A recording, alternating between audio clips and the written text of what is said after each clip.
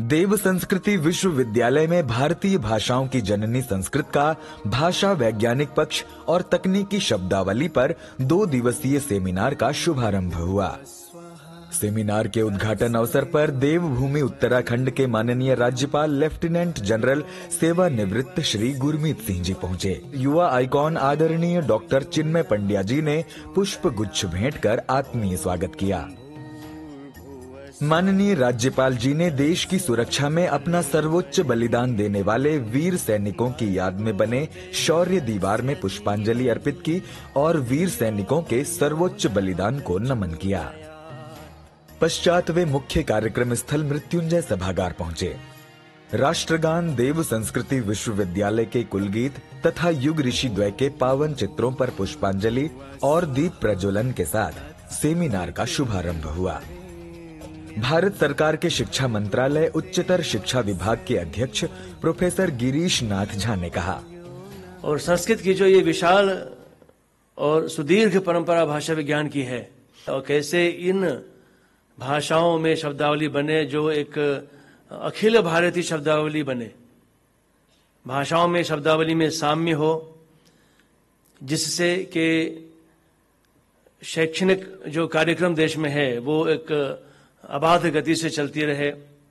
यदि हम आज भारतीय भाषाओं में शिक्षा करें तो कैसे शब्दावली की आवश्यकता होगी, कैसे हम शिक्षा कर पाएंगे। तो इस कड़ी में हमारी जो संस्था है जिसने 1961 में स्थापित होकर कम से कम 350 कोश बनाए हैं और 30 लाख के करीब शब्द निर्माण किए हैं, उन शब्दों का जो खोज पटल है वो अभी 2-3 दिन पहले लाइव हुआ है शब्द.education.gov.in के नाम से। उस पर हमारी सारी शब्दावलियां सर्च फॉर्मेट में उपलब्ध हैं, आप उसको देखें। युवा आइकॉन आदरणीय डॉक्टर चिन्मय पंड्या जी ने कहा, ये संस्कृत इस तरह की भाषा रही कि भारतीय विद्वानों को आप छोड़ दीजिए, यदि आप विश्व के गणमान्य और प्रतिष्ठित विद्वानों को पढ़ें, विल ड्यूरेंट को पढ़ें, फ्रेडरिक श्नाइगल को पढ़ें, मैक्स मूलर को पढ़ें, नील्स बोर को पढ़ें, ओपनहाइमर को पढ़ें, मैक्स मेटरलिंक को पढ़ें, इनमें से हर व्यक्ति जिसने नोबेल प्राइज के समकक्ष प्रतिष्ठा को प्राप्त किया, उनका जो संस्कृत के प्रति अनुराग है वो कहने में थकता नहीं। वाल्मीकि की करुणा को स्वर देने का काम किस भाषा ने किया? पाणिनि के अष्टाध्यायी की भाषा क्या थी? पातंजलि के योग सूत्र की भाषा क्या थी? शांडिल्य के भक्ति सूत्र की भाषा क्या थी? अश्वघोष के बुद्ध चरित्र की भाषा क्या थी? कालिदास के रघुवंशम की, मेघदूतम की, कुमार संभवम की भाषा क्या थी? सोच के तो देखें। हम लोग के पास जो ज्ञान है वो जिस भाषा से प्रवाहित प्रसारित होकर के आया वो सिर्फ भाषा नहीं है, अपने आप में गहरा विज्ञान है। इस अवसर पर मुख्य अतिथि माननीय राज्यपाल लेफ्टिनेंट जनरल सेवानिवृत्त श्री गुरमीत सिंह जी ने कहा, आज का शीर्षक और विषय ही इतना सुंदर है, भारतीय भाषाओं की जननी। जननी का मतलब मां जिसने जन्म दिया, संस्कृत भाषा। और बहुत सुंदर बात क्या है इस लक्ष्य का कि वैज्ञानिक पक्ष और तकनीकी शब्दावली। मुझे कभी कभी ऐसा लगता है कि भारत की सभ्यता, संस्कृति, संस्कृत और इतिहास, हम जिस दिन इसको technology, artificial intelligence, space, cyber, इन सब से मिलाएंगे और जो वो जोड़ योग करेगा वो एकदम अद्भुत होगा।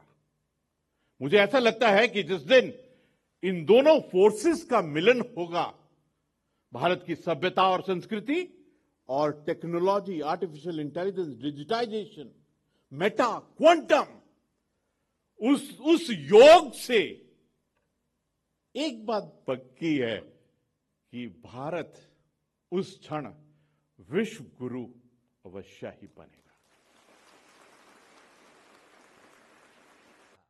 इस अवसर पर माननीय राज्यपाल श्री गुरमीत सिंह ने एवं युवा आइकॉन डॉक्टर चिन्मय पंड्या जी ने अश्वमेध महायज्ञ विशेषांक अनाहद आदि का विमोचन किया और प्रतिकुलपति डॉक्टर चिन्मय पंड्या जी ने माननीय राज्यपाल को स्मृति चिन्ह आदि भेंट कर सम्मानित किया।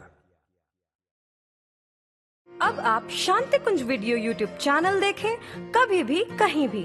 डाउनलोड करें शांति कुंज वीडियो मोबाइल ऐप, उपलब्ध है गूगल प्ले स्टोर एवं एप्पल स्टोर पर भी। हमारे YouTube चैनल शांति कुंज वीडियो गायत्री परिवार को सब्सक्राइब करें एवं बेल आइकन जरूर दबाएं ताकि गायत्री परिवार की विभिन्न गतिविधियों की जानकारी आपको मिलती रहे।